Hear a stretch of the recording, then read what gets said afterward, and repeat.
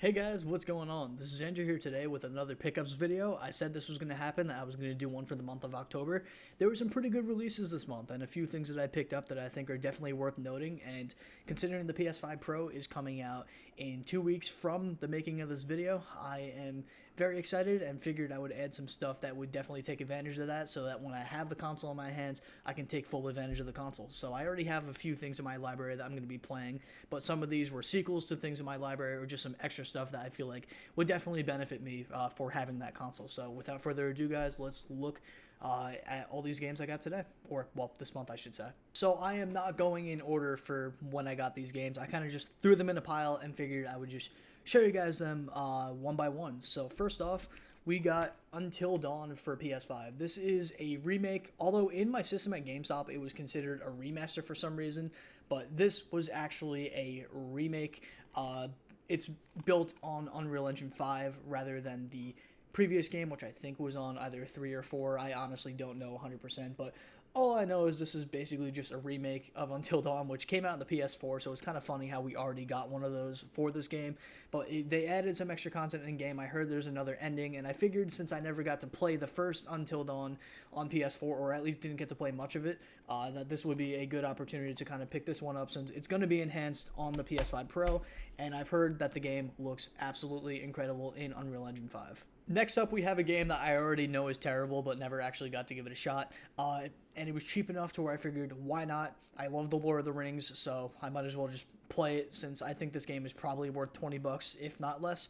That is the Lord of the Rings Golem. So this pretty much got terrible reviews right off of the bat, really bad ratings and stuff, and I wouldn't have bought this at launch at all, and I almost considered never buying it in general, but when I saw the price tag was about 20 bucks and I had some points on my account for GameStop, I figured that I might as well just use that to my advantage and get a garbage game and just get to kind of play it and get the whole gist of it, because I do like The Lord of the Rings, and maybe I'll enjoy this game even though everybody else didn't, but who knows. This is something I'm probably going to play at some point, somewhere down the road, when I'm done with all these other games I got, but this is definitely something I'm going to play eventually. So when I saw a Life is Strange game was coming out, I immediately knew that I had to pick it up because I loved the original Life is Strange. Wasn't a big fan of the second one for just a few reasons, but I also played a little bit of Before the Storm, and this is one of those games I really like. I've always been into these story-esque type of games where you're not really doing any combat, you're just kind of walking around the world exploring and just kind of having dialogue here and there, and plus games like this, your choices matter. So I played all the a ton of the Telltale games. I'm not going to say all of them, but a ton of the Telltale games, and this is something along the lines of something that you can compare to Telltale. This is made by Square Enix, not Telltale, but it's in the very similar style to something like that. So as soon as I saw the name Life is Strange, I knew I had to pick it up. Very excited to give this one a shot because I really did enjoy the original Life is Strange. It's one of the only games that has ever put me to tears, and honestly, I can't wait to give this one a run for its money. Next up is a game I basically just got for the meme because I thought it looked funny. I like games like Goat Simulator. I ended up picking up Squirrel with a Gun for the PS5.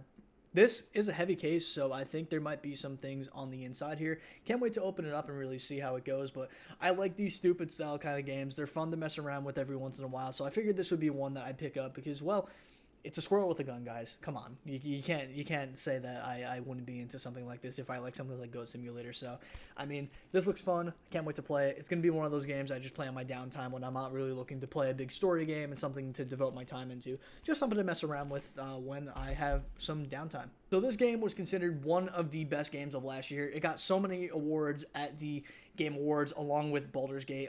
On top of that, I think if it weren't for Baldur's Gate, this could have been Game of the Year. This is Alan Wake 2, the Deluxe Edition. So I was initially skeptical on getting this game because on console, it only ran at 30 FPS, and it came out digitally last year, by the way. This is the first time that there's a physical release for this. When games on console run at 30 FPS, I usually play the PC version. I just didn't end up getting this game on PC because that was around the time where I wasn't buying a lot of games anymore. But Alan Wake 2 is going to be running at 60 FPS on the PS5 Pro, and I've heard the game looks absolutely incredible on top of that, so this is something I'm going to definitely be playing. I have to play Alan Wake 1 first because I haven't played it in years, and I completely forgot what the game was even about, so I want to go and do that first before I play 2, but now that I have the entire basically the entire Alan Wake collection on here. Plus, I have another Alan Wake game on Series X as well, and Xbox 360. I'll probably play that too before I play the second one, but this is something I'm definitely going to be giving a shot because I heard the game looks absolutely incredible. It's one of the best looking games of this generation, and well, it's going to give me an excuse to play my PS5 Pro. So yeah. Next up, we have the game that I am hyped for the absolute most. This is Sonic X Shadow Generations for the PS5, the Day 1 edition. So when this game got announced, I was working GameStop. My coworker had his laptop on the counter while some kind of event was going on where they were announcing games. I can't remember exactly what it was, but when this game got announced, I quite literally made a scene in the store. I screamed, "Oh my god!" when I saw Black Doom. I ran into the back room where my other coworker was watching whatever was going on. And I scared the absolute shit out of her because I yelled, "Sonic!" because I am a huge fan of games like Shadow the Hedgehog, Sonic Adventure 2, and they're finally referencing the story from Shadow the Hedgehog after all of these years and putting it into a game like Sonic Generations. Absolutely hyped to play this. I haven't had a lot of downtime, so I didn't give it a shot yet. So I can't wait to finally just unbox this and play the game on my PS5. I am excited as all hell to play this game, and IGN even gave it a good review, and when IGN gives Sonic a good review, you know that it has to be good, and the Sonic fan base has to be absolutely blowing up as much as I am blowing up over this game. So yeah, that's all of like the main games that I got. I also had a ton of $5 coupons that got me a bunch of freebies and kind of just picked whatever cheap games were at my GameStop that I can get for free.